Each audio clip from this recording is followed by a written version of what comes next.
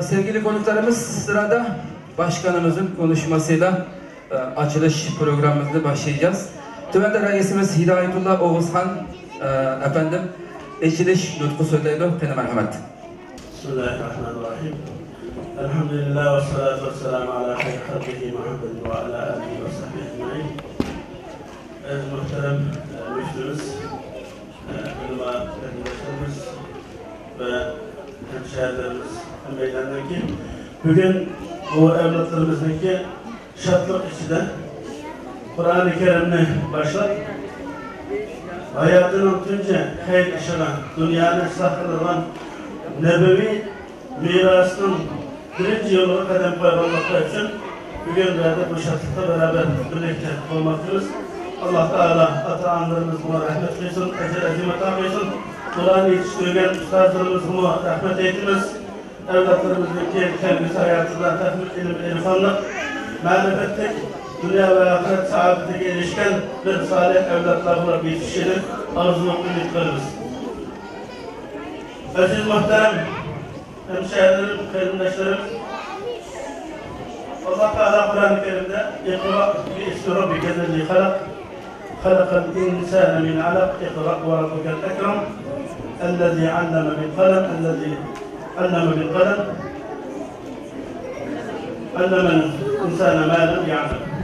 Aziz muhterem kardeşler, biz şundan bir dinle mensup, şundan bir yolda mensup kişiler ikeniz ki bu yolda tünce kademen ağam Muhammed Aleyhisselatü Vesselam rehberimiz, yolbaşçımız, kumandanımız olan Muhammed Aleyhisselatü Vesselam tünce hizmetine 40 yaşına çekenden ağam tünce vazifesini ikra okuş bilen başladı. Bu nüveden gerekli ise her kandak hizmetinin, milletin akatışı, her kandak karanlıktan, zulmetin çıkışındaki birinci yolu oku ve okutuş. Din kilidikalığı, ilim ve marifetin kilidikalığı. Bu bizdeki hem ilahi vahiy hem Muhammed Aleyhisselatü Vesselam'daki yolbaşçımız rehberimizdeki bizge ikinci kılıp gösterken emeli bana bizge meşel, yol göstermiş bir meşeldir. Onun için aziz muhterem kardeşlerim, bugün dünyada umumi ilim etkanda İslam dünyası, hususen ilim etkanda Şerqi Türkistan Müslümanları ağır bir külfet içinde, ağır bir vaziyette ömre vardı. Her bir insaniyet görmegen zulüm ve hükümet içinde nizamını asmanda yerine tüketecek derecede yamarak bizi kutlatmış çok mu da var. Ve size biz okşaş çetelge azıt bir dünyaya çıkan kişiler mi? Yani şu zalimliğin, yani şu zalim tağut tutayınki zulüm ve tesirinden muşu çetelgenin, muhaciretinin tutlanmalıdır. Ama lakin bizim bu karanlıktan çıkanmasımızdaki bir sebepsi bu Xitay esaret emes dediler. Bunu nimeden görürüz desek, özümüzün nadanlığının cehaletli kançilik patladığımızı gösteririz.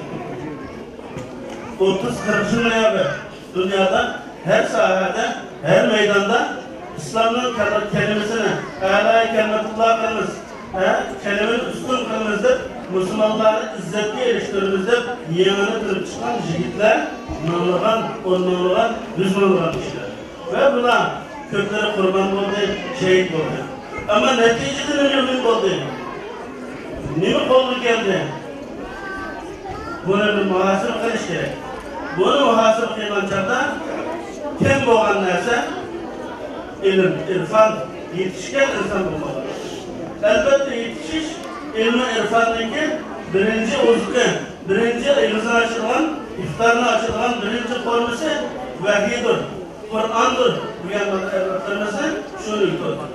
Ve şunun yolunu çıkıp bu ümmetin karanlıktan, zulmetin yolu çıkılan bağırlık ilim, bağırlık ilmi ilmi siyaset, ilmi şer'i, ilmi içtimai, ilmi iktisadi, ilmi askeri, bağırlık ilimlerden mükemmel bir yetişken bir nesil ihtiyacımız var aziz hemşehriler.